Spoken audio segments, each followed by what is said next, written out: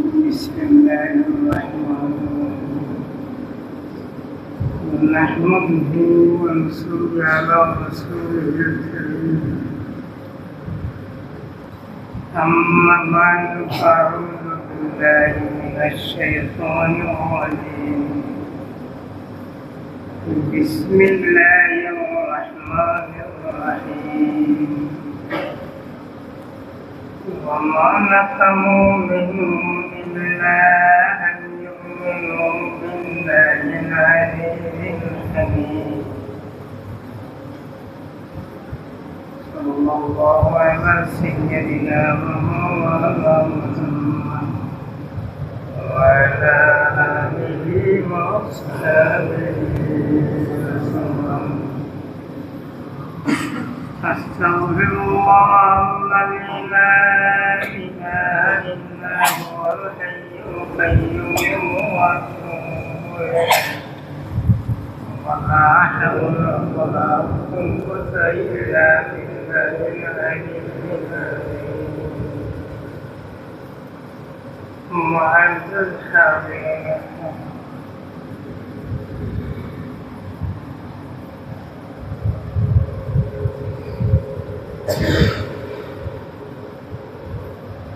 कोई आयत है अल्लाह रब्बियत रब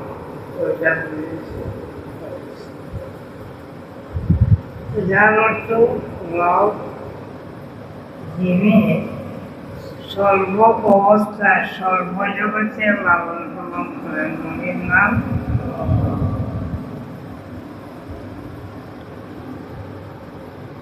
উনির অনেকগুলো কর্ম আছে যেটা আমাদের বিরোধে আমাদের ধারণায় আসে একদম দেখা কিন্তু এর ভিতরে অনেক অনেক ধরনের গুরুত্বপূর্ণ বিষয় এসে মিলিত থাকে যেমন হযরতে খিজর আলাইহিস সালাম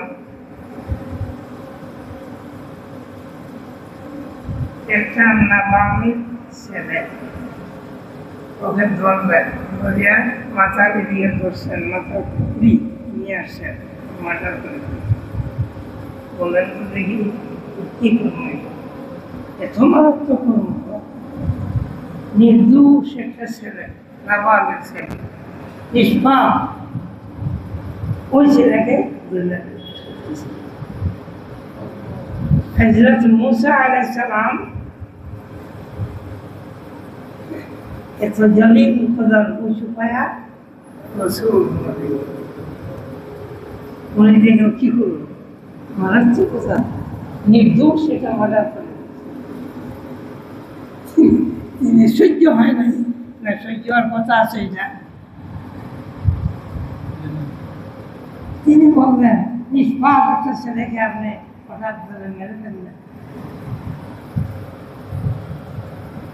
খিজর আলাইহিস সালামের শেখ কাজটা কত যে ঘৃণিত বুঝার দিকে বাহ্যিক দেখতে কত ঘৃণিত না কিন্তু যেই সময় হযরত খিজর আলাইহিস সালাম বিষয়টা বলে দিলেন যে আমি ওকে মারছি আমার না আমার আল্লাহর দুই নম্বর তার হিকমত কি ওই ছেলেটা বড় হওয়ার পরে বালিগ হওয়ার পরে সফল হওয়ার পরে সে বদদিন হয়ে যাবে আর ওর আকর্ষণে ওর টানে তারপরে মা বাপরাও হয়তো ইমানে ঠিকতে না পারে তাই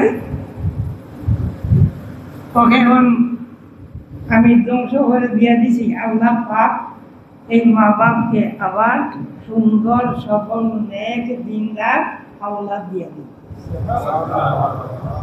এখন বলেন তো কাজটা ভালো হয়েছে না মন্দ হয়েছে ছেলের জন্য ভালো সেও নিষ্পাপ হয়ে জগৎ থেকে চলে গেল সে দেশ আর তার মা বাপ ওদের ওই ইমানের রক্ষা হয়। কিন্তু বাহ্যিক দেখছি আমরা কি দেখছি, কত খারাপ। ওইটাকে বলা হয় তাকমিনি, ওইটাকে বলা কি তাকমিনি। এই তাকমিনি যে আমল, যে কর্মগুলা, ওইটা আল্লাহ পাক কাউকে বুঝার শক্তি দেন নেই। ওইটা আল্লাহর পক্ষ থেকে হয়েছে, যথেষ্ট ভালো কথা। আমি বুঝি না, কথা বুঝে আসছেন। গ্রাম্য একটা উপমা দেয়, এটা মিশাল দেয়।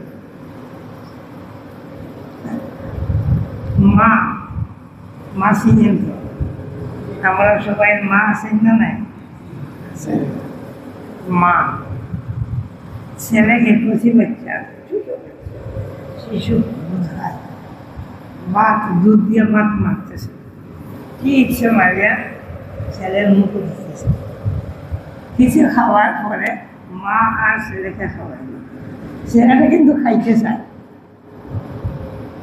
আমি দেখতেছি, দেখার পরে আমার মনে আসতেছে ওই যে মেয়েটা ওই ছেলের আসলে মা আর বিমাতা ওই মা কিছু ছেলে খাইবার ইচ্ছা করতেছে, কিন্তু মাকে চিনতেছে। আর গলার একটা বুদ্ধি আছে, বুড়ি শ্বশুরি, ও বলতেছে আরে ওই মাটা ছেলেকে খাওয়াইতে পেটের অসুখ বানিয়ে দিচ্ছে। আমার ধারণাটা একটা ঠিক না এই বুড়ির ধারণা ঠিক? বুড়ির ধারণা ঠিক, কিন্তু বাহ্যিক মারাত্মক লাগতেছে না কথাটা। কেন? মা ওই ছেলেকে মহাব্বত করে আর ও ওকে লালন পালন করে। রব্বুল আলামিনের তিনি বান্দাদের ব্যাপারে উনির মহাব্বতের পরিমাণ, মহাব্বত যে বস্তুটা আছে ওইটা 100 ভাগ করে আল্লাহ পাক 99 ভাগ মহাব্বত আল্লাহ পাক নিজের হাতে রাখছে। আর স্বয়ং পৃথিবী, দানব মানব দানব এই পশু পক্ষী যা কিছু আছে সবাই পাইছে 1 ভাগ, 100 ভাগের 1 ভাগ। বুঝছেন? তাই মাহবুবের পাখের দয়া এত বড়, কি বলবো। অন্য হাদিসে আছে যে আমার গজব, আমার গুসা, আমার রহমতের পিছনে থাকে, আমার রহমত আগে থাকে। আমার রহমত অনেক জোড়ালো, অনেক গালিব। তাই রব্বুল আলামিনের কর্ম আমরা বুঝতে অনেক কঠিন হয়। তাই ওই যে একটা বলছিলাম, আয়াতের অর্থ আল্লাহ পাক নিজে বলতেছে, ওয়া মা নাকামু মিনহুম ইল্লা আন ইউমিনু বিল্লাহিল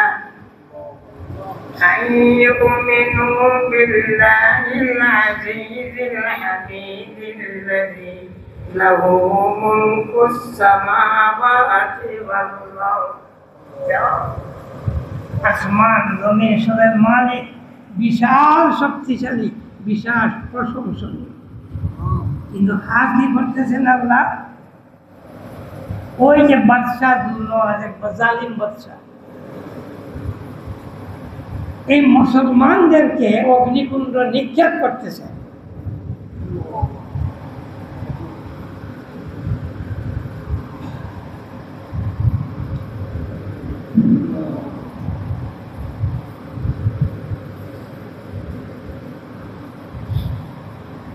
নিজে আল্লাহ বলতেছেন ওদের আর কোনো দোষ নেই, পাপ ওইটাই, কেবল আল্লাহকে বিশ্বাস করছে।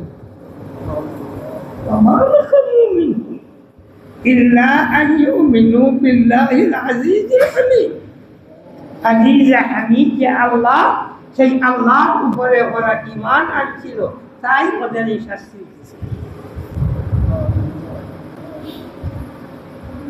বাবা, এই মুসলমানরা অগ্নিকুণ্ডে জ্বলতেছে, ইনি তো ওই আল্লাহ ইব্রাহিম আলাইহিস সালামকে বলে দিয়েছেন, ইয়া নারু কুনি বারদাম ওয়া সালামান আলা ইব্রাহিম। ও মহাপণ্ডিত সাজিশন বলা যায় না, সে বলতেছে ইয়া নারু কুনি বারদাম ওয়া সালামান আলা ইব্রাহিম। না আছে না, এখনো রেকর্ড আছে। ইয়া নারু কুনি বারদাম ওয়া সালামান আলা ইব্রাহিম। ওই পণ্ডিতে জিজ্ঞাসা করার প্রয়োজন, ওইটা যে পড়ছে এটার অর্থ কি, তার বাপি জানেন। ইয়া নারু, হে অগ্নি, কুনি হয়ে যাত, বারদান ঠান্ডা, ও সালামান এবং শান্তি আমার দোস্ত হযরত ইব্রাহিম আলাইহিস সালাম। ওই ঘোষণাওয়ালা যে আল্লাহ, উনির নামে ওরা অগ্নিকুণ্ড জ্বলতেছেন না, এই কথা বলে দিলেই তো অগ্নি তাকে জ্বালাইবে না, না জ্বালাইবে। আবার তিনি নিজে বলতেছেন ওরা কোনো দোষ করবে না, দোষ একটি করছে কি, ইমান আনছে, ইমান আনার দোষ। লম্বা কিসা বলার আমার আদত নাই বাবা, লম্বা কিসা আছে। আচ্ছা আপনারা বলেন তো ওইটা কোন ইনসাফের কাজ, কোন ইনসাফের কাজ? এত শক্তিশালী আল্লাহ, যা ইচ্ছা তা করতে পারে, কিন্তু উনির উপরে ইমান আনার জন্য ওদের উপরে এত নির্যাতন অগ্নিকুণ্ডে জ্বালাইতেছে। আর নিজে আল্লাহ বলতেছেন আমি দেখতেছি, আমি দেখতেছি। আবার বলেন আমি প্রশংসনীয়, কি বলেন?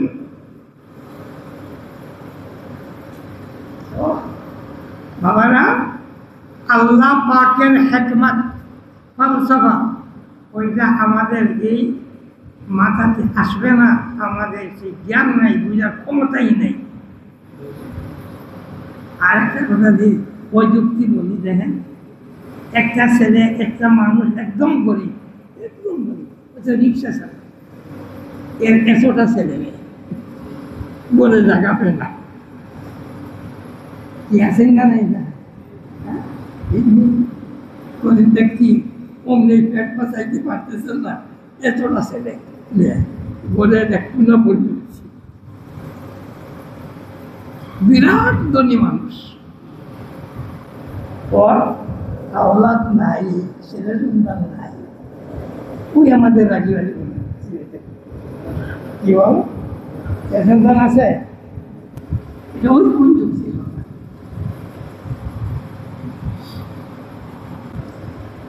আমার উদ্দেশ্য বাবা না যুক্তির মাধ্যমে দিন না,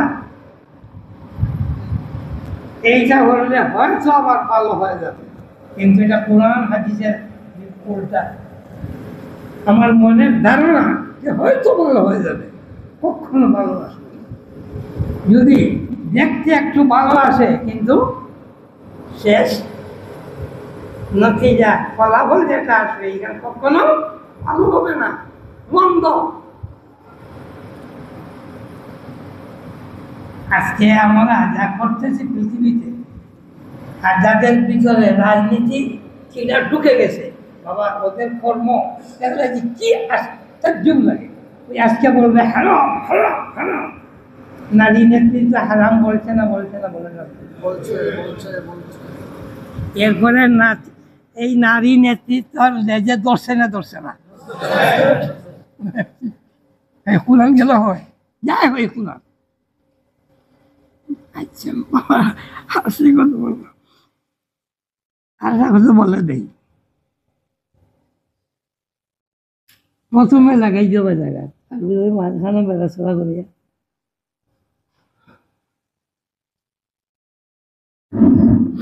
বাবার একটা মনে রাখেন, আমার ছাত্র জীবন থেকে আমি রাজনীতি করছি, পাকিস্তান, কোন পাকিস্তান মুসলিম ছাত্র ফেডারেশনের আমি সেক্রেটারি ছিলাম, কথা প্রসঙ্গে বললাম। আর প্রায় কত ভুলে গেলাম, মোটামুটি সেই সময় আমি জমিয়তুল উলামা ইসলাম ওইটা মালবাইসার মধ্যে সঙ্গে থাকতাম।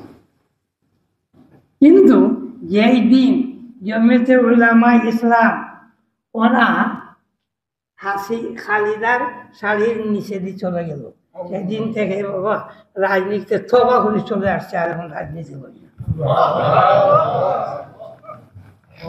সংখ্যা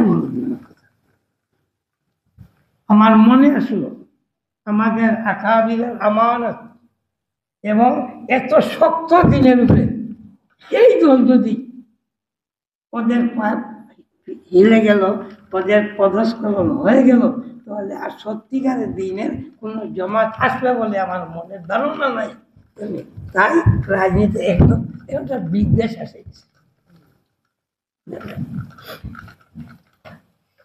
রাজনীতি হোক আর আমার নিজের নীতি হোক, পেট নীতি হোক, সর্ব অবস্থায় এক মুসলমান সে দেখে আল্লাহর হুকুম কি, আল্লাহর অর্ডার কি। যদি ওই ধারণা, ওই নিয়ত এইভাবে শক্তভাবে টিকতে পারে না, তাহলে মুমিনের ঈমান রক্ষা করা কখনো সম্ভব হবে না।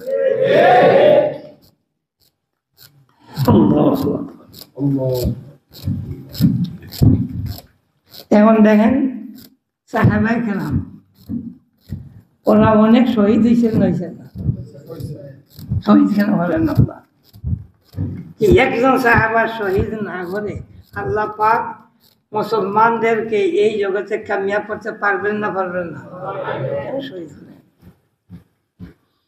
একখানা হাদিস আসছে, মাহবুবে পাক কাতিল যে মারছে, মার্ডার করছে, আর যে মার্ডার হয়েছে, দুজনের ব্যাপারে আল্লাহ পাক হাসি দিবেন, আর দুজন বেহেশতি। নবী আলাইহিস সালামকে জিজ্ঞাসা হলো, অন্য হাদিস যা কিছু আসছে, নবী আলাইহিস সালাম কি রকম এই কাতিল যে মারছে, মার্ডার করছে, আর যে মার্ডার হয়েছে, দুজন যে বেহেশতে যাবে, আর মুমিন যদি মুমিনকে জানি বুঝি মারে, তাহলে কি হয়? জাহান্নাম না? আল্লাহ কি ঘোষণা করছেন কি? জাহান্নাম খালিদিনা ফিহা। অর্থাৎ এই মুমিনকে মার্ডার করা যদি জায়েজ মনে করে, তাহলে সে চিরস্থায়ী জিন্দগির জন্য দুজখে। কিন্তু তখন কিরকম যাবে? বলবে একজন কাফির আরেকজন মুমিনকে জিহাদে কাতল করছে, মুমিন বেহেশতি না দুজখে? আবারও মুমিন ও কাফির ঈমান নিয়ে আসছে, অন্য কাফির ওকে জবাই করছে। এবং মরনেওয়ালা দুজন কি? তাই জিহাদ সেটা মুমিনদের জন্য কামিয়াবের বস্তু। আমরা থাকবো এই জগতে, কে আছেন থাকবেন বলুন? যদি কেউ নেই, থাকতে বলবেন। এই জগৎ থেকে বিদায় নিতেই হবে। যদি আল্লাহ আল্লাহ রসুলের পক্ষে থাকে, সাহাবায়ে কেরামের পক্ষ থেকে ওইদিকে জবাই নসিব হয়ে যায়, কামিয়াব। একটা বড় কামিয়াব কি আছে? কিন্তু মানুষ কি, আমার মানুষ এই করবে সেই করবে, এই সমস্ত ভয় ভীতি। বহু আলিম আছে, এরা আলিম না, শয়তানের ছেলা। যারা মানুষের ভিতরে ভয় ঢুকাইয়া দেয়, কে নবী রাসূলের পক্ষে কথা বলবে, ওরা যদি কোনো গদিতে যায়, দেখাই আমার নবীর শত্রু। আমি যেটা বলতে না পারি, আমি প্রথম নিজে যাচাই করতে হবে যে আমার ঈমান কি আছে। ওই কোরআনে পাক এইটাই আল্লাহ পাক বুঝিয়েছে। বাবারা শেষ মুহূর্তে কথাটা বলি দিই, ওই যে অগ্নিকুণ্ড ফেলতেছে, মার শিশু, দুধের শিশু, মার কুল থেকে নিয়ে বাচ্চা জুনমাজের দমে পড়ে না, মার কুল থেকে শিশুকে নিয়ে এই অগ্নিকুণ্ড নিক্ষেপ করছে। মা হঠাৎ করে অধৈর্য হয়ে গেছে, স্বাভাবিক, অধৈর্য হওয়া সেটা স্বাভাবিক। যাদের সন্তানাদি আছে বাবারা, তারা বুঝতে কঠিন হয়, ওটা বন্ধ হয়ে যাবে, আমার গরম লাগে। আচ্ছা, তখন মা অধৈর্য, ওই সময় অগ্নিকুণ্ড থেকে ছেলে আওয়াজ দিতেছে, ইয়া উম্মি ইসবিরি, হে মা তুমি সবর হও, তুমি মা দেখতেছ আমাকে অগ্নিকুণ্ডে, আমি অগ্নিকুণ্ডে না, আমি বেহেশতে। মা তুমি সবর করো, তুমি এই অগ্নিকুণ্ডে এসে যাও, এই অগ্নিকুণ্ড না, সেটা বেহেশত। যেমন দাজ্জাল আসবে, তাকে যে ভগবান খোদা মানবে তাকে বেহেশতে দিবে, রাউনের বেহেশত তার সঙ্গে থাকবে, দুজনের সঙ্গে থাকবে, এরা অন্যান্য দাজ্জাল। তো তাকে যে আল্লাহ ভগবান মানবে তাকে বেহেশতে দিবে, সে বেহেশতে যাবে না, দুজনে যাবে। বাহ্যিক দেখতেছে দুনিয়ার জগতের বেহেশত, কিন্তু আসলে সেটা কি? দুজখ, জাহান্নাম। আর যে তাকে মানবে না ওকে দিবে জাহান্নাম, কিন্তু জাহান্নাম না বেহেশত। দুনিয়ার চক্ষে সেটা জাহান্নাম, দুজখ, কিন্তু আসলে ওটা কি? জান্নাত, বেহেশত। আল্লাহ পাক এই খুশকিসমত ওরা যে আল্লাহ ঈমান আনছিল, ধৈর্য করে টিকে থাকছিল, আল্লাহ পাক ওদেরকে বেহেশত দিয়েছেন। কেবলমাত্র বেহেশত দেন নাই, বরং ওদেরকে শাহাদাতের দরজা দিয়ে আল্লাহ বেহেশত দিয়েছেন। কথাটা বুঝছেন না? কোনো অসুবিধা থাকছে বুঝার? বুঝে আসবে তো, বুঝছেন কথাটা? আমাদের জন্য প্রয়োজনীয় মা আনা আলাইহি ওয়া আসহাবি, সেটার টিকে থাকা, যার নাম আহলুস সুন্নাতি ওয়াল জামাত। আহলুস সুন্নাতি ওয়াল জামাত। ওই যে একটা কথা, অনেক সময় ওই শিয়াদের কথা অনেক আলোচনা হয়েছে বাবারা। নবী আলাইহিস সালাম যেটা বলবেন এটা কি ভুল হবে না শুদ্ধ? কিছু ভুল হইতে পারে। কোন উম্মত নবী আলাইহিস সালামের বার্তার ভিতরেও হয়তো কিছু ভুল হয়ে গেছে, না হইতে পারে, ওইটা ধারণা রাখবে, সে উম্মত থাকবে।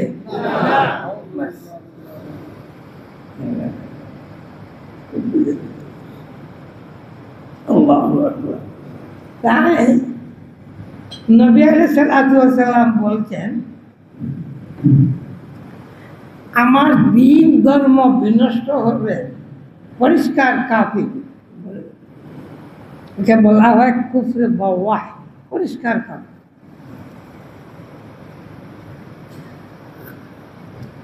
পরিষ্কার কাফির আমার দিন ধ্বংস করবে, সেটা আমি ভয় করি না, বরং আখাফু আলাইকুম আইম্মাতাল মুদিল্লিন,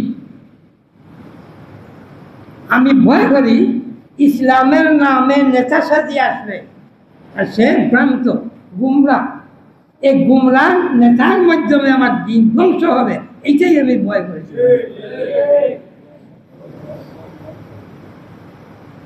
আবার বলছেন আমার উম্মতের নামে 73টি গুরু পড়ে। মুহাদ্দিসিনে কেরাম, উলামায়ে কেরামরা বলতেছেন 73 সীমিত না, 73 সীমিত না, বরং আমাদের ভাষায় যে বলি না, তোমাকে 100 বার বললাম তুই শুনবে না, এই গনি গনি 100 বার বলছে না, অনেক বলেছে, অনেকবার। ঠিক এই আরবি ভাষার এইটা, যে আমার দ্বীনের নামে, কোরআনের নামে ওই কোরআন পড়বে, এই হাদিস পড়বে, এই নমাজ পড়বে, কিন্তু ওর ভিতরে দিনের লেশ মাত্র থাকবে না। এই ধরনের তিনকা অনেক হবে, কিন্তু নাজাত একমাত্র যারা আমার সুন্নাত আর আমার সাহাবায়ে কেরামের অনুসরণে চলবে, এরাই একমাত্র নাজাতি, আর সব কিছু মা আনা আলাইহি আসহাবি।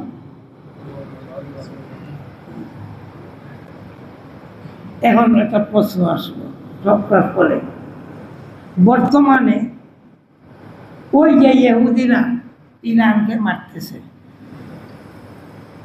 এখন আমরা কোন পক্ষে যাব? বুঝছেন না? এই ইহুদিরা ইরানকে মারতেছে, আমরা কোন পক্ষে যাব? কিছু কিছু আছে, আরে বাবা ওরা বলে আকাইদ কি, শুনেন না? এই ডহা গান গারা, ডহা গানুয়া মোল্লা গানুয়া মোল্লা গানুয়া মোল্লা, ও আকিদা কি?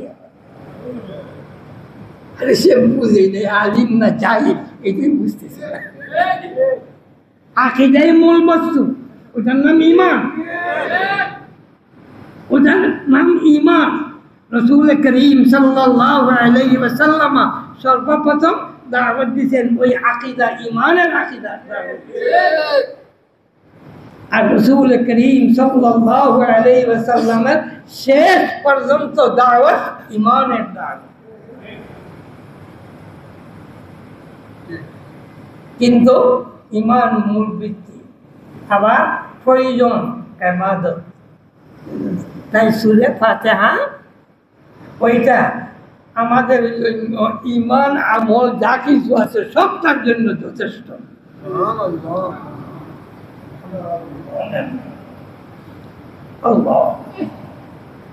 তো ঈমানের দিকে তাকাইলে ওই ইরানের ভিতরে সুন্নিদেরকে যা মারা মারছে, বাবারা গির্জা বানানোর অধিকার আছে, কিন্তু মুসলমানের মসজিদ বানানোর অধিকার নেই। এই খামেনি গলি, এই গলিতে আহলুস সুন্নাত ওয়াল জামাতের মসজিদ ছিল, এক রাতের ভিতরে মসজিদ ধ্বংস করে পার্ক বানাইয়ে দিয়েছে। এই সমস্ত শোনার পরে কি বলে, ওদের পক্ষে যাওয়া যাবে না? কি করবে? ইহুদিরা যে মারতেছে, আমরা কি হাত তালি দিব? বুঝলেন? খুব সূক্ষ্ম, খুব সূক্ষ্ম। ওরা কি বুঝে মারতেছে? মুসলমান মারতেছে না কাফির মারতেছে? ওই ইহুদিরা যে ইরানের শিয়া গোষ্ঠীকে মারতেছে, মুমিন ঈমানওয়ালা বুঝিয়া মারতেছে না কাফির বুঝিয়া? মুমিন, এরা মুসলমান। আবার এই মুসলমানের ভিতরে দ্বন্দ্বে জড়ানোর জন্য ইরাক স্বাধীন হওয়ার পরে এই রাষ্ট্র কার হাতে দিছে? শিয়ার হাতে না সুন্নির হাতে? বলতেছি না। এক, দুই নম্বরে বাবা এটা কঠিন সমস্যা। যদি ইরান, আমেরিকা এবং ইহুদিরা নিয়ে যায়, তাহলে ইরান পাকিস্তানের একদম বর্ডারে না? বর্ডারে না। আর সিরিয়া তো নিয়ে গেছে না, বাকি আছে? নিয়ে গেছে বাবা, এটা শো আছে, শো আছে। মানে এই আন্দোলন যখন করাইতেছে, এটাও ওই শিয়ার বাদশা যে ছিল, ওকে যে বাগাইছে, যে গুরু, সন্ত্রাসী গুরু, ওইটা বানাইছে আমেরিকা না? যাও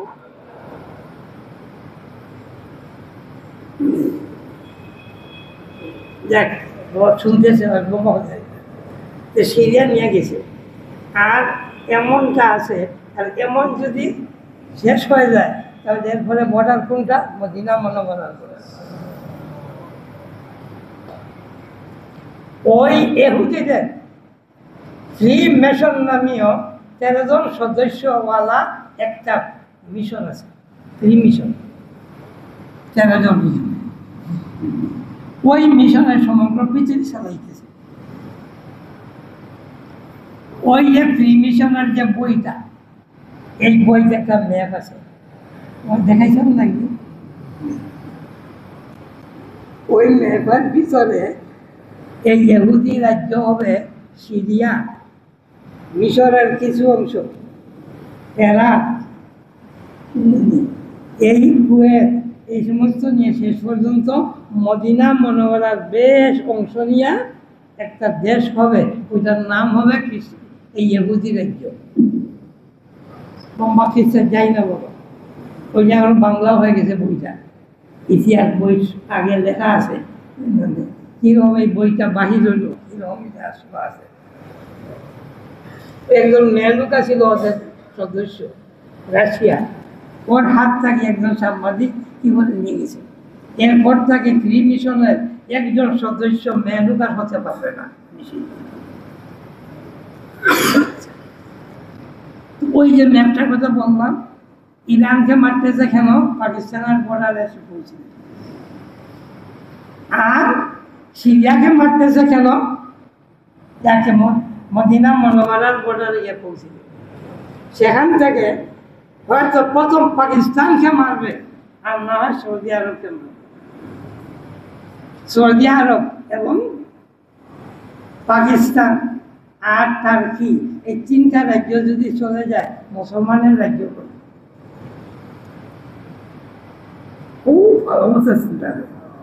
তাই ইরানকে মারতেছে না, বরং জগৎ থেকে মুসলমানকে খতম করার পায়তারা চলতেছে। তাই আমাদের দুঃখ লাগতেছে। বুঝতে পারছেন?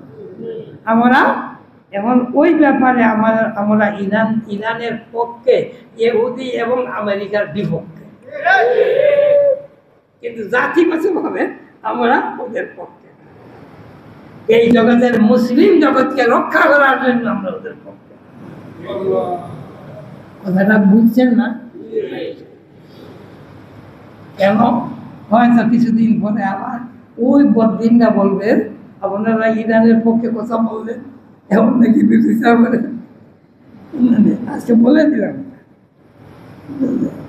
যেমন স্বাধীনতার সময়, এই ভারতের স্বাধীনতার সময়, বাবারা এই ভারত স্বাধীন হচ্ছে উলামায়ে কেরামরা। যদি সত্যিকারের ইতিহাস উঠানো যায়, তাহলে এই ভারত স্বাধীন হচ্ছে উলামায়ে কেরামরা। কিন্তু শেষ মুহূর্তে মালটা থেকে হযরত শেখুল হিন্দ মাহমুদ হোসেন রাহমাতুল্লাহ আলাইহি এই মুম্বাইতে বৈঠক হলো। তিনি বললেন যে আমাদের জন্য প্রয়োজন হিন্দুদেরকেও আন্দোলনে শরীক করতে হবে। তখন কিছু মুসলমানরা বলল, হিন্দুদেরকে যদি আমরা শরীক করি, ওরা সংখ্যাগরিষ্ঠ, তাই আমাদের বিপদ আসবে। তো শুনেন, সেই আজাদি যে আন্দোলন, ভারত আন্দোলন না, এটার নাম আজাদ ব্লক। এটার নাম আজাদ ব্লক, মনে রাখবেন। আজাদ ব্লকের ম্যাপটা জানেন? ওই ইন্দোনেশিয়া, মালয়েশিয়ার থেকে দক্ষিণ এশিয়া এবং মরক্কো, পশ্চিম আফ্রিকা, এটার নাম কি হলো? আজাদ ব্লক। তো হযরত বললেন,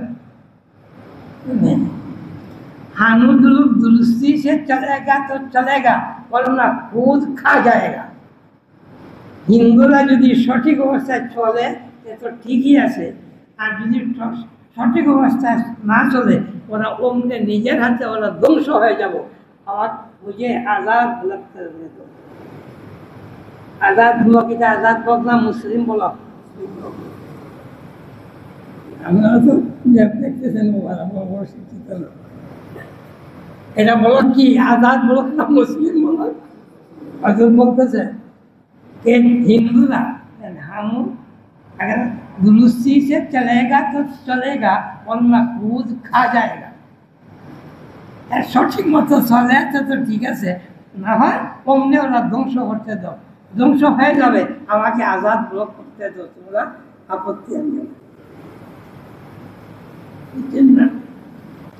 ওই সময় হিন্দুদেরকে শরিক করছেন না স্বাধীনতা? কেন করবেন? দেখেন, আমি ওই যে তোমরা আইনের মানুষ, একটা জায়গা ওইটা আমার কেস করতে হবে, আনতে হবে, কিন্তু জায়গার মালিক একা আমি না, হিন্দু বৌদ্ধ খ্রিস্টানও আমি একা করলে কেসটা কামিয়াব হবে না? সবাইকে নিয়ে করতে হবে। এই স্বাধীন এই দেশে হিন্দুরাও বসবাস করে, তারাও দেশের মালিক, শিয়ারাও মালিক, আরো বৌদ্ধ আছে ওরাও মালিক। তাই আন্দোলন করতে হবে ব্রিটিশের বিরুদ্ধে সবাই মিলে। কিন্তু ওই কথাটা বুঝে না। কেরাম তো বাতিলকে নিয়ে আন্দোলন করছে, বা দিন প্রতিষ্ঠিতের জন্য করছেন না স্বাধীনতার জন্য করছেন, ওইটাই বুঝে আসে না। তো নবী আলাইহিস সালাম যখন বলছেন কটা দল হবে, অনেক দল হবে, দল হবেই না, হবে না। যদি না হয় রাসূল করিম সাল্লাল্লাহু আলাইহি সাল্লাম ভুল বলছেন। নাউযুবিল্লাহ। বাবা, ইসলামের নামে দল স্বয়ং রাসূল করিম সাল্লাল্লাহু আলাইহি সাল্লামের জীবদ্দশায় আরম্ভ হয়ে গেছে। মুসাইলামাতুল কাযযাব একটা নবী আছিল না? আচ্ছা, যে নবী হবে সে মুসলমান না মুসলমান? না, তাই ইসলামের নামে আরম্ভ হইতেছে। ওই যে শিয়া আব্দুল্লাহ ইবনে সাবা ইহুদি ইয়েমনি, সে শিয়া ধর্ম জন্ম দিয়েছে। হযরতে উসমান রাদিয়াল্লাহু তাআলা আনহু খিলাফতের সময় এই সবাই একটা কওম আছে যারা বলে যে আলী রাদিয়াল্লাহু তাআলা আনহুর ভিতরে স্বয়ং আল্লাহ আছে, মুহাম্মদুর রাসূলুল্লাহ সাল্লাল্লাহু আলাইহি ওয়াসাল্লামের ভিতরেও আল্লাহ আছে।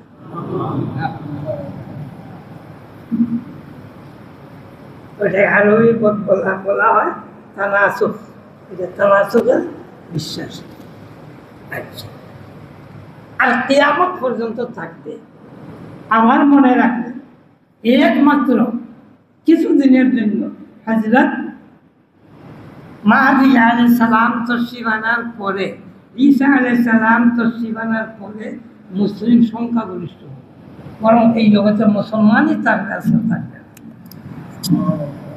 আর না হয় এই পৃথিবীর কোনোদিন মুসলমান সংখ্যাগরিষ্ঠ হবে না। তাই আল্লাহ পাক আমাদের নবী জনাবে মুহাম্মদ রাসূলুল্লাহ সাল্লাল্লাহু আলাইহি ওয়াসাল্লামকে বলতেছে, ওয়াইন তুতি আকসার মান ফিল আরদ লায়ুদিল্লুকা আন সাবিলিল্লাহ। তুমি সংখ্যাগরিষ্ঠের কথা মানে চলো, তাহলে ওরা তোমাকে বেপথে করে দিবে, গোমরাহ করে দিবে, ভ্রান্ত মত। এমন যাই না বাবা, সংখ্যাগরিষ্ঠ গণতন্ত্র, এটার ফায়দা কি, লাভ কি বলতেছি না।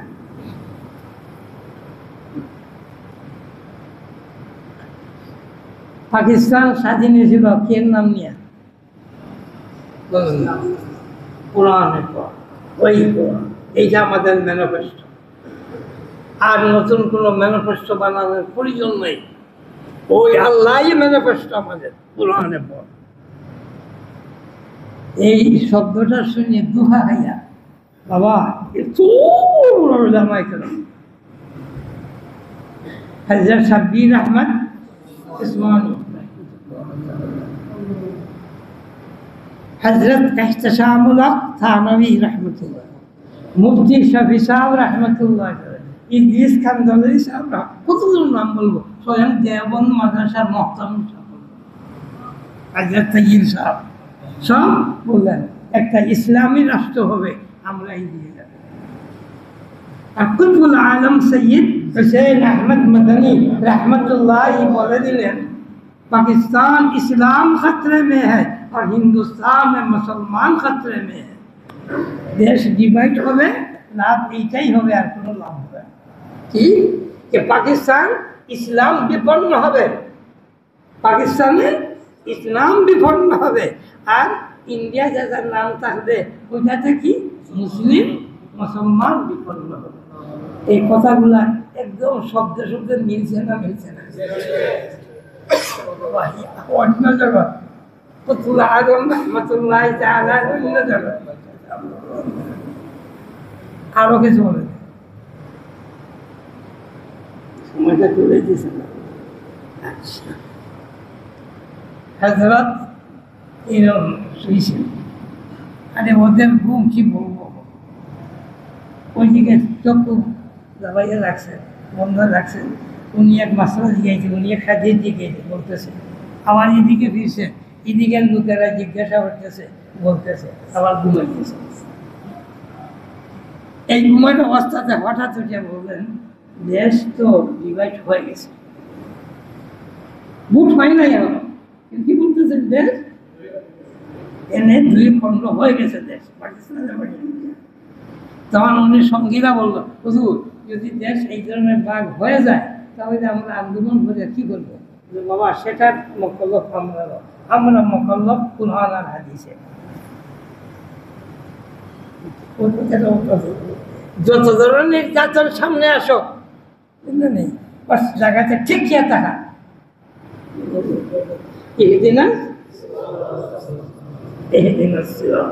বলছিলাম না সূরা ফাতিহা পুরা কোরআন আল্লাহ পাকে ওই সূরার ভিতরে দিয়েছে। ঈমান ইতিকাদ এমন ঈমান কি রকম করতে হবে, কি রকম মানতে হবে, সব কিছু আল্লাহ পাক বলে দিয়েছেন এক সূরার ভিতরে। আর বাকি পুরা কোরআন সূরা ফাতিহার তাফসীর আমি বলি না, এটা আমাদের উলামায়ে কেরাম বলে গেছে। আচ্ছা যাক, তাই বাবারা আমার বুঝে আমার ধ্যানে এইটা মঙ্গল, এটা ভালো না এটা মন্দ, এটা সে বলা যায়। আমি দেখবো কোরআন এবং হাদিসের দৃষ্টিতে এইটা ঠিক না ঠিক। এইটা ব্যতীত যদি মানুষ তার জ্ঞান ঘাটাইয়া দিন বুঝতে চায় তাহলে সে নেতা হবে শয়তান ইবলিস। স্বয়ং রব্বুল আলামিন তাবারাকা ওয়া তাআলা অর্ডার দিচ্ছেন যে হে ইবলিস আদমকে সিজদা কর, করছে? আল্লাহ জিজ্ঞাসা করলে কেন সিজদা করছো? বললেন আল্লাহ তোমার কথাটা যুক্তিসঙ্গত হয় না। কেন? সবাই দেশে বলে না, বলি কেন বাদের কথা এটা কেন? বলে আল্লাহ বড় যে হয় সে হলো মাননীয় শ্রদ্ধনীয়, আর ছোট যে হয় সে মানে শ্রদ্ধা করে। আমি বড় কেন? খালাকতানি মিন নারিন ওয়া খালাকতাহু মিন তিন, আমাকে অগ্নি দিয়ে সৃষ্টি করেছে আর ওকে পোষা গান্দা কাদা দিয়ে সৃষ্টি হয়েছে। আর তোমার সে আমার খাতা বেশ কতদিন থাকছে না, কেন রাখছে? খাতা যত বেশি থাকে তার মাঝে এই আটাটা বেশি, এই তাই সঙ্গে সঙ্গে ঈদ করে না কিছু রাখিয়া করে ঈদ করে।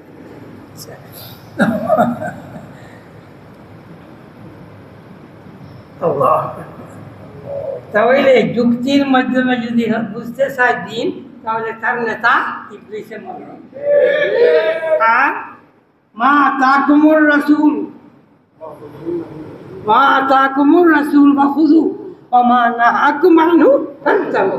সাইয়্যিদুল মুরসালিন জনাবে মুহাম্মদ রাসূলুল্লাহ যে হেদায়েত নিয়ে আসছেন আদেশ এবং নিষেধ, যুক্তি কিছুই বুঝি না, নবী আলাইহিস সালাম যেটা বলছেন আমি বলবো, যেরকম বলছেন সেরকম বলবো।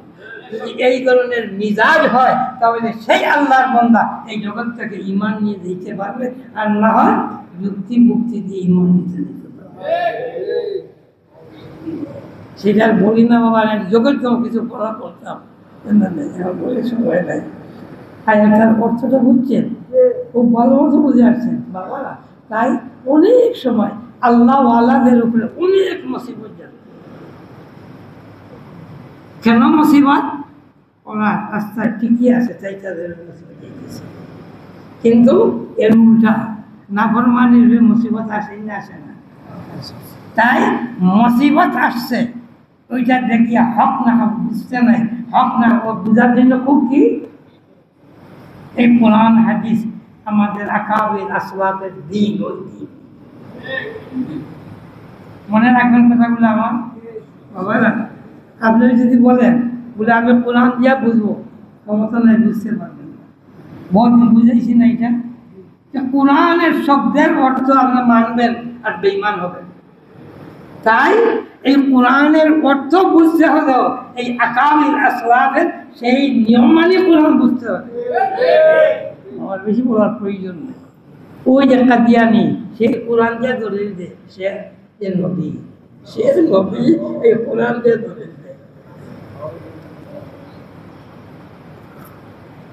ডিকশনারি অভিধান আপনি দেখেন, তার অর্থ ভুল বলতে পারবেন। এক কথা, তুমি যে অর্থটা নিছ, এই অর্থ সাহাবায়ে কেরাম থেকে নিয়ে আহলে হক উলামায়ে কেরাম নাই, তাই তুমি ভ্রান্ত, সোজা তুমি ভ্রান্ত। আজ যারা মুহাম্মদ রাসূলুল্লাহকে দোষী বানাইতেছে, এই কোরআন এবং হাদিস পড়ে বানাইতেছে, আর কিছু মুসলমান যুবক আর কিছু বাবা তোমাদের জেনারেল শিক্ষিত মানুষ, আরে কোরআন আর হাদিসের কথা, আর মুহাম্মদ একটা মানুষ, যে মানুষ মাত্র একটু ভুল করে।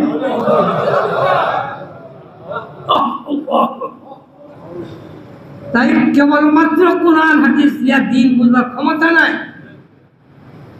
এটা বুঝতে হলে ও ব্যক্তিদের মাধ্যমে বুঝতে হবে। বুঝছেন?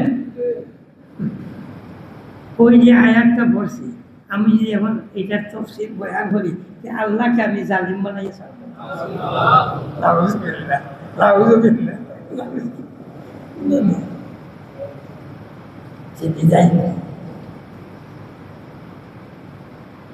হয়তো বাবারা বুঝতেছি না,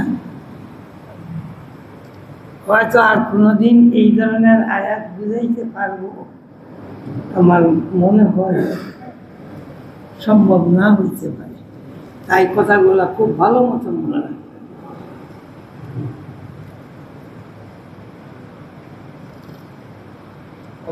অনেক বাইরে দোয়া চাইছে, কারোর ছেলে আছে বিদেশ, নাগরিকত্ব পাইতেছে না, কেউ যাওয়ার পথে আছে, এই দেশও আছে, অনেক ব্যবসায়ীরা আছে, অনেক অসুবিধা আছে, পারিবারিক নিয়ে অনেক অসুবিধার লোকরা আছে, অনেক ধরনের বাইরে দোয়া চাইছে। তো মনে রাখবেন, ওখানে একটা দুইটা থাপ্পড় দিছিল, আমাকে বলছিল হুজুর আপনি দোয়া করলে আল্লাহ কবুল করবেন।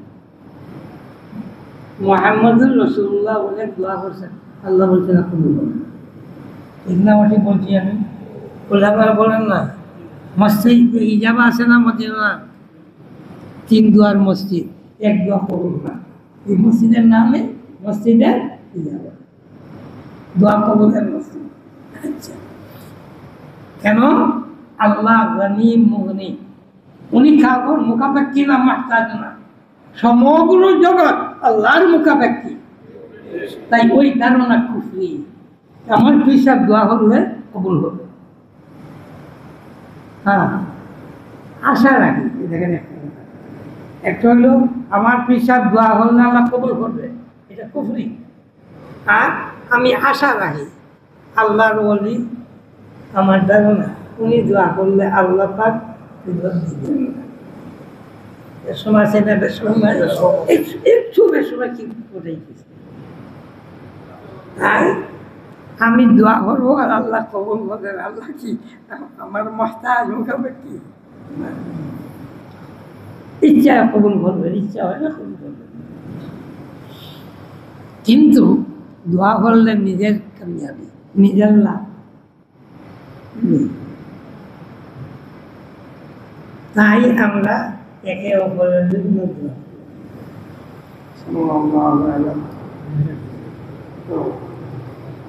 মনে আছে। কিন্তু মেয়েরাজের নাম যদি বলছি, আরো কতজন যে বলছে, কতজন নাম বলুন। অনেকরা বলবেন হুজুর এই মেয়েরাজ আর নাম, ওদের নাম বললেন, আমার নাম বললেন না, এটা বুঝতে হবে কি দিব। আল্লাহর ইলমে আল্লাহ জানেন যে সবাই দোয়া চাইছেন। সাল্লাল্লাহু আলা সাইয়্যিদিনা মুহাম্মদ। وعلى آله وأصحابه وسلم. صلى الله على سيدنا ومولانا محمد وعلى آله وصحبه وسلم. أستغفر الله الذي لا إله إلا هو الحي القيوم وأتوب إليه ولا حول ولا قوة إلا بالله. الحمد لله.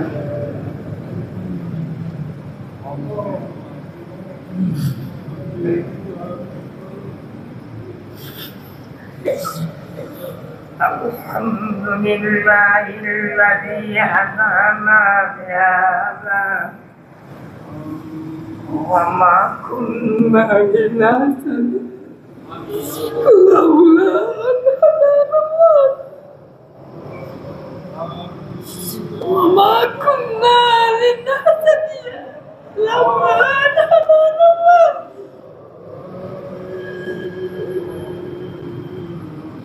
وما كنا لنهتدي لولا أن هدانا الله.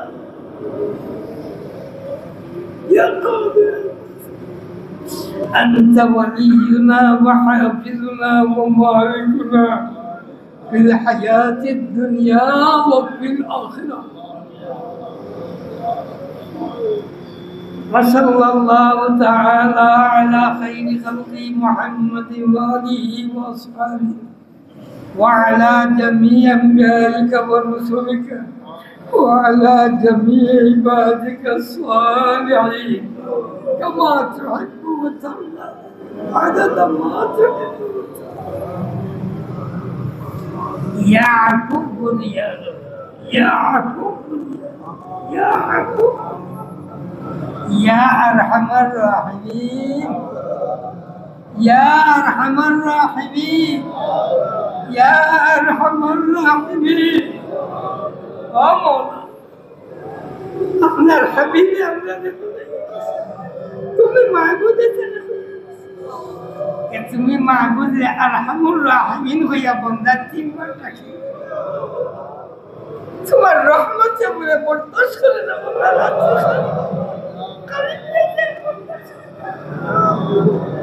ইয়া আরহামুর রাহিমিন ইয়া আরহামুর রাহিমিন.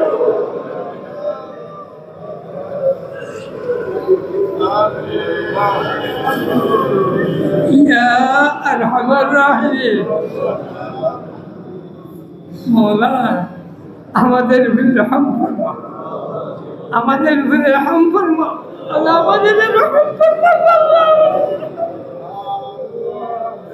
আমাদেরকে মাফ করে দাও মোলা আমাদেরকে মাফ করে দাও.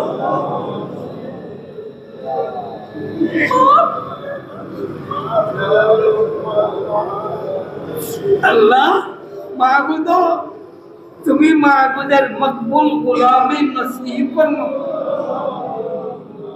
তুমি মাহবুদের মকবুল গোলামি নসিব ফরমাও. আল্লাহ তুমি মাহবুদের মকবুল গোলামি নসিব ফরমাও তুমি মাহবুদের রেজা খুশি নসিব ফরমাও. ও মোলা দুনিয়ার দান্দা দুনিয়ার তরফ থেকে আমাদেরকে পাক সাফ আল্লাহ গো দুনিয়ার দান্দা দুনিয়ার তরফ থেকে আমাদেরকে পাক সাফ করে দাও. দুনিয়ার দান্দা দুনিয়ার আমাদেরকে পাক সাফ করে দাও. আমাদের দুনিয়ারই যত জরুরিয়াত আছে সমস্ত জরুরিয়াত দিনদারির ভিতরে ইমানের ভিতরে तमाम जरूरियत पूरा हलाल तय्यब रिज़्क़ दिए मालामाल करे दाओ आतिना रिज़्क़म वासिअन हलालन तय्यबा आमीन. তুমি আমাদেরকে শিক্ষা হালাল তাইয়্যিব রিজিক দিয়ে আমাদেরকে মালামাল করে দাও। ও মওলা, সর্ব অবস্থায় তুমি মাবুদের মুহতাজ করে রাখো।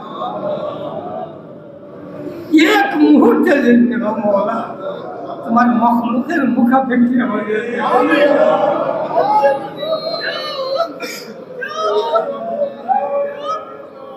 মওলা, তুমি আমাদের জন্য, তুমি মাবুদ আমাদের জন্য হাফিজ হয়ে যাও, কবির হয়ে যাও, মুঈন মুজাদগার হয়ে যাও। মওলা, এক মুহূর্তের জন্য আমাদেরকে আমাদের কোন বস্তু কি আল্লাহ আমাদের হাওয়ালা করে ছেড়ে দিও না। আল্লাহ, তুমি হাফিজ হয়ে যাও, তুমি কবির হয়ে যাও, তুমি মুঈন মুজাদগার হয়ে যাও। ইয়া আল্লাহ, আমাদের রুহানি আওলাদ মুসলমান, আমাদের মাল দল ঘর বাড়ি সব কিছু তুমি আল্লাহ হাফিজ হয়ে যাও। আল্লাহ, যত কাটে আমরা আটকে আছি, তুমি আল্লাহ আমাদেরকে উদ্ধার করে দাও। ও মওলা, তোমার ইলমে সব কিছু আছে গো মওলা। যত মানুষের দোয়া আছে কিন্তু মওলা হ্যালো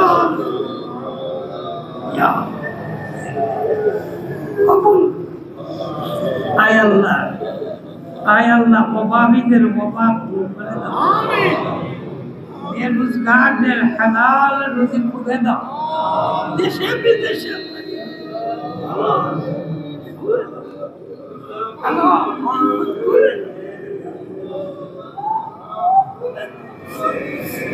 करीम रहीम मौला कर्जीদেরকে রেহাই দাও, कर्जीদেরকে আল্লাহ कर्ज থেকে রেহাই দাও। আল্লাহ, বিমারিদের শিফা নাযিল আমাদের আল আয়ালের রহম ও মওলা। যত গাছের থেকে আছে সবটা জানি না, সব গাছ থেকে আমাদেরকে উদ্ধার করে, সব গাছ থেকে আমাদেরকে উদ্ধার করে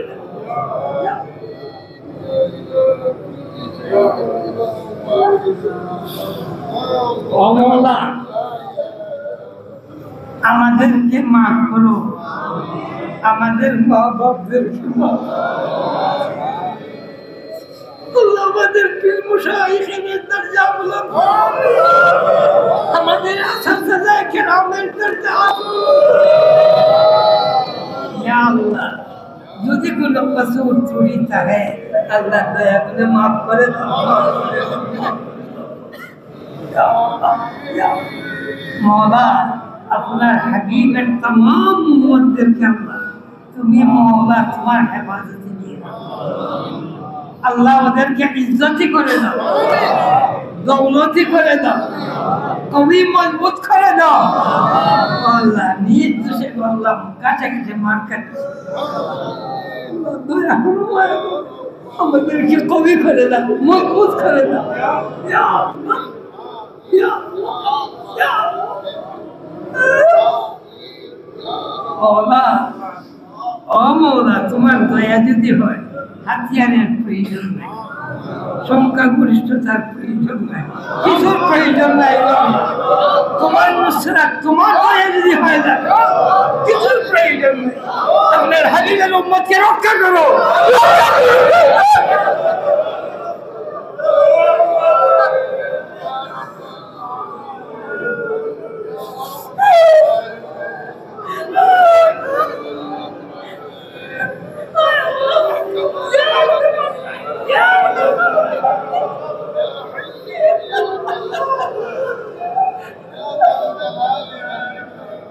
اللهم اجب منا على اعدائنا، اللهم اجب منا على اعدائنا، اللهم اجب منا على اعدائنا، ولا تكلنا علينا، ولا تكلنا علينا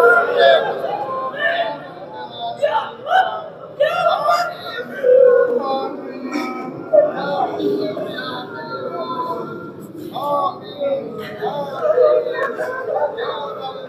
صلى الله تعالى على خير خلق محمد وآله وأصحابه أجمعين برحمتك يا أرحم